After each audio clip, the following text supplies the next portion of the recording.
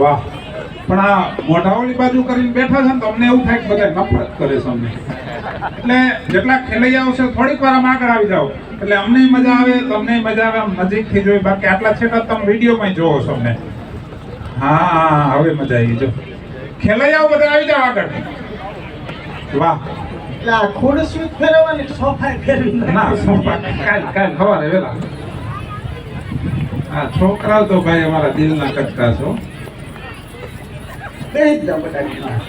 એટલે પોરબંદર શહેરની અંદર અમને મહાદેવ ગ્રુપે જે આમંત્રિત કર્યા છે એ બદલ આખી પોરબંદરની જનતાને, નાના બાળકોને હર હર મહાદેવ. વાહ. ધીમે ધીમે જમાવટ થાય. છોકરાઓને છે ને મારા વિડીયો બહુ ગમે છે. આ છોકરાઓ અમારા વિડીયો જોવે છે ને એમાં આવેલું છો મારું. હા, મારી માના હમ ખાઈને કહું, ખોટું ન બોલું. એટલે બહુ સરસ મજા આવી. પોરબંદર શહેરની અંદર અમને આમંત્રિત કર્યા. મારું નામ રાજેન્દ્ર પંચાલ, એટલે કે રાજ્યો.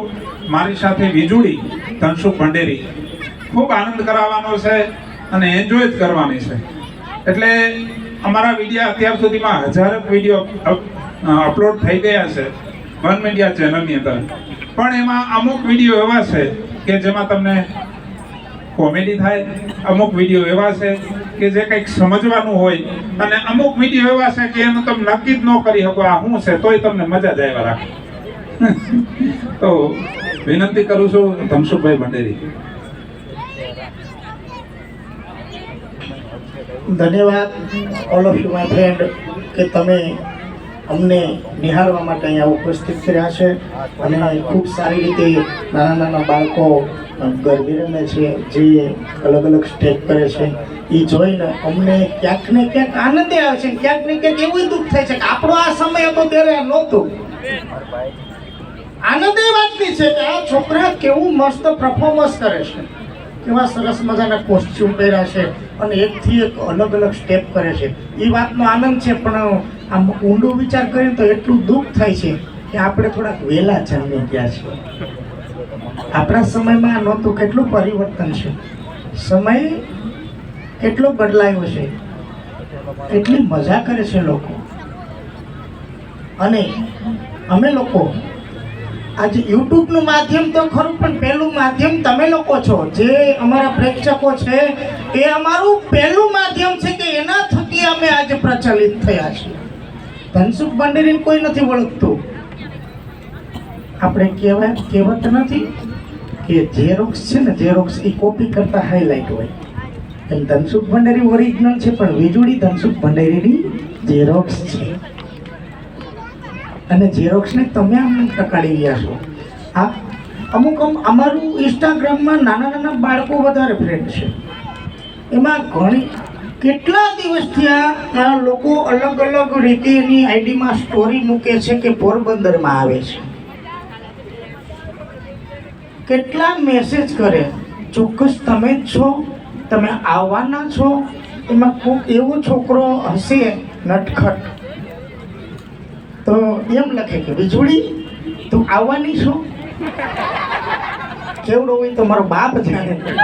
આમાં કઈ હાથી આઈડીના હાથા ફોટા તો કોક જ નાખે. બાકી આવવાની છો, મને મળીશ,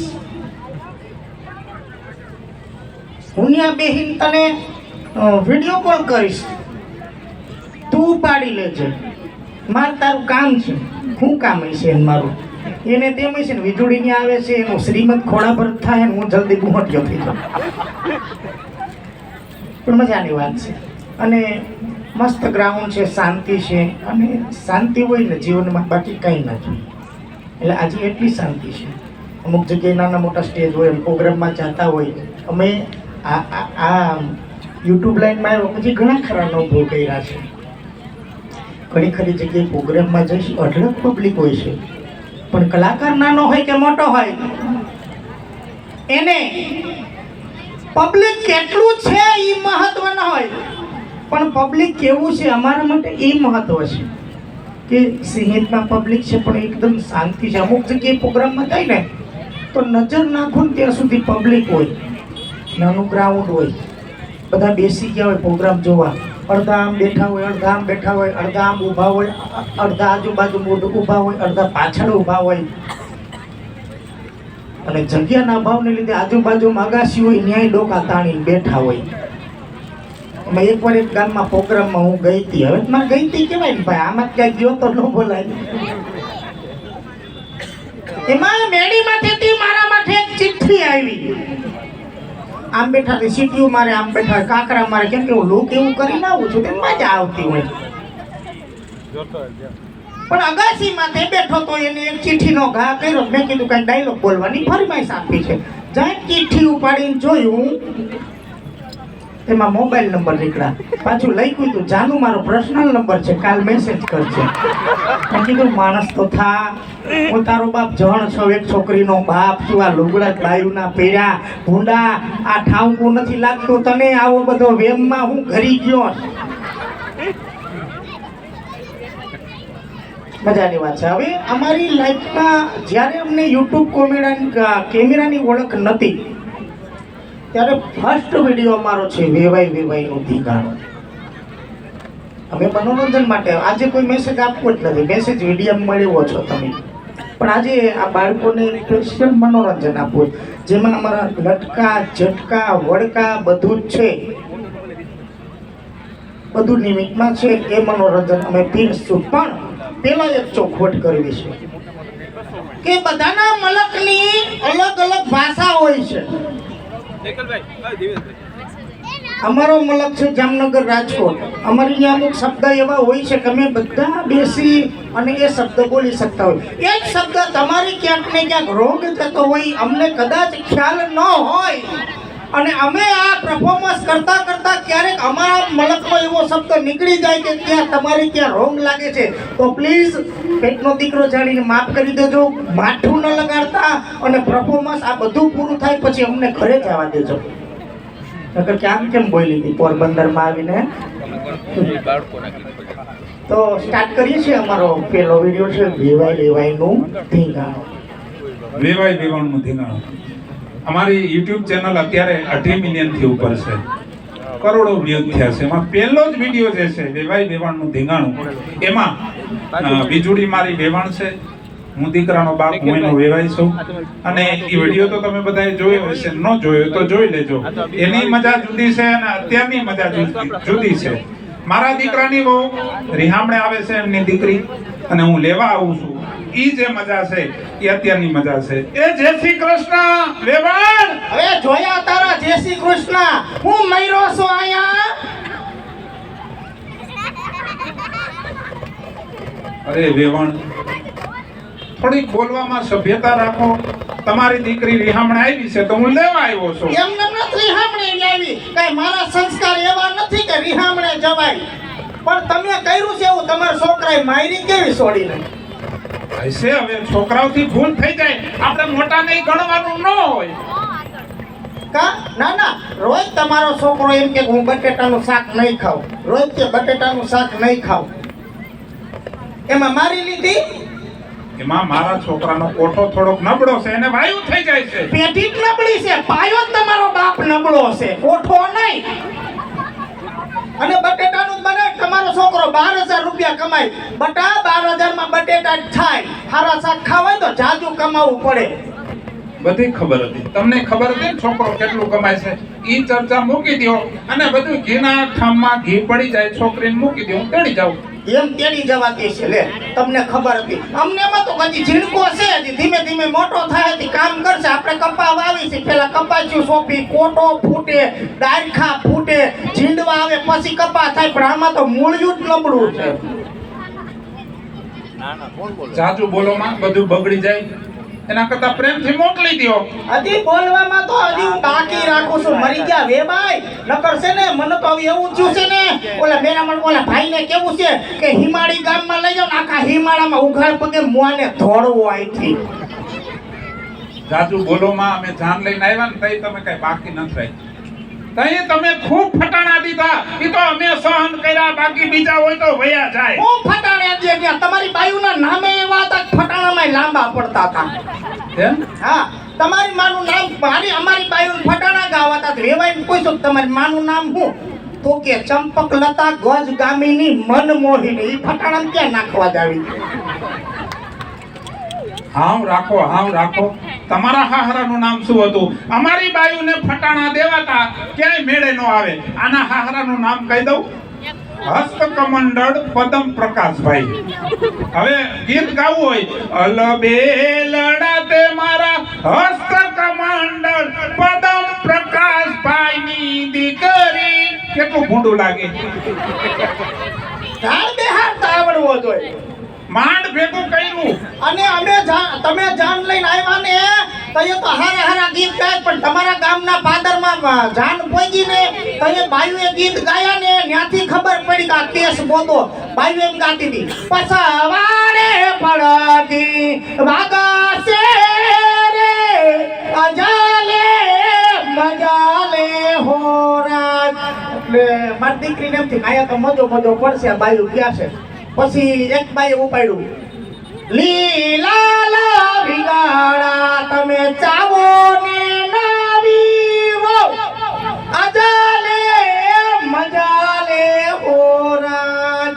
પછી આની મોટી ભાભી છોકરાની મોટી માને આની આરે વેર તેને બધું ઉઘાડું કરી દીધું. ઈ હું મોકલશે જગનો તું તારો અજાલે મજાલે હોરાજ. પછી ખબર પડી બધા ધોતારામ વાસે અને ખોટા બોલીના પેટના એટલું ખોટું બોલ્યા હતા. લગન સમજવા આવ્યા ને મારી સોડીના તૈયાર મરી ગયા કે અમે જાનમાં શેમાં મેં કીધું વેવાય જાનમાં બસું આવશે, ખટારા આવશે, સકડા આવશે. એ પ્રમાણે અમે એકાદું ખેતર ચોખ્ખું કરી રાખી તમારી ગાડી ખૂટે નહીં. તો કે અમે મારો છોકરો તો હાથીની અંબાણી આવશે. જ્યાં બોંગી આવે કે પાદરમાં જાન આવી તો મરી ગયો સોટા હાથી બેઠો હતો. સાચું બોલો માં બેવાણા, સારું નથી લાગતું. બધી ખબર છે, તમે આમ રાખો. છોકરીને પરણાવીને છોડી રોતી હતી અને આને કાનમાં શું કીધું કહું? ઈ કે તું રોમાં ઈવડાઈ રોહે. બધુંય સાંભળ્યું તું, અમે બધુંય સાંભળ્યું તું. ના તમારો છોકરો રોજ મારી છોકરીને કે ટાટિયા દાબવા નથી દીધી હો. કામ તમારો છોકરો કેમ રોજ ટાટિયા દે? લે, એ તો તમને ખબર જ છે વેવાણ. મારા છોકરાને કેલ્શિયમ ઘટે છે એટલે દબાવે. તમારા છોકરામાં ઘણું ખરું ઘટે. આ તો મારે ગામને ક્યાં કેવા બેવું. જાજુ બોલો માં, ખોટું બગડે, બાજી બગડી જાય. એના કરતા પ્રેમથી મૂકી દો. ગામ ભેગું થયું છે, ભૂંડા લાગી, પોરબંદરની બજારમાં ખોટા ધોકા ઉડે, એના કરતા મોકલી દો. હવે બગડે ઈ વાત બીજી, હું તો બગાડવા જ બેઠી છું. હવે જાજુ બોલમાં નકર મરી ગયા. બૈરાના 52 ગામમાં ઊંધે ગધેડે ફેરવીને છેલે લઈ જાય બખાલામાં અને ગરબી શોકમાં ઉખાડો કરીને મારશું. હરસીભાઈ ને કહીને ઠોકશે બે ધોકા. બોલવામાં ધ્યાન રાખ, બોલવામાં ધ્યાન રાખ. ચચુંદરી, તારા ડોરા તો જો ભેંસના ડોરા જેવા ડોરા કાઢે. તને કહે તારું ઢાસું તો જો બી વગરના તરબૂચ જેવું, કાઠા વગરના હાંડા જેવું. મોવા પ્રેમથી મોકલવી છે કે નહીં? નથી મોકલવાની. હામો ન જો કે તારાથી બી નથી જાતો. હું તારામાં હામું જોયા દેવું છે.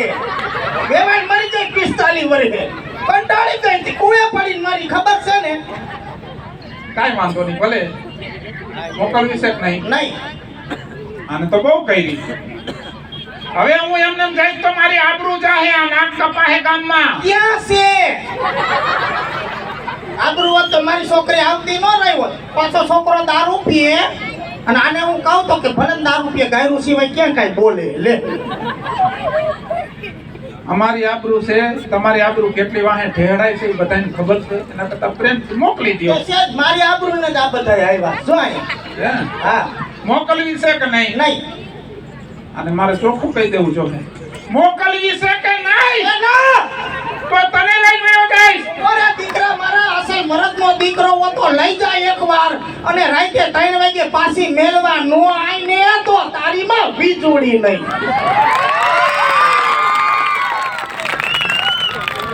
બસ, મજા આવી ગઈ. તમે બધાએ અમારી વાતને સમજ્યા અને હવે પાછો દાંડિયા રાસનો રાઉન્ડ ચાલુ કરી અને જેવું જોરદાર રમતા હતા એવું પાછું અમે બેઠા બેઠા જોઈએ છે પાછું કલાક પછી પાછી નવું કંઈક લઈને આવી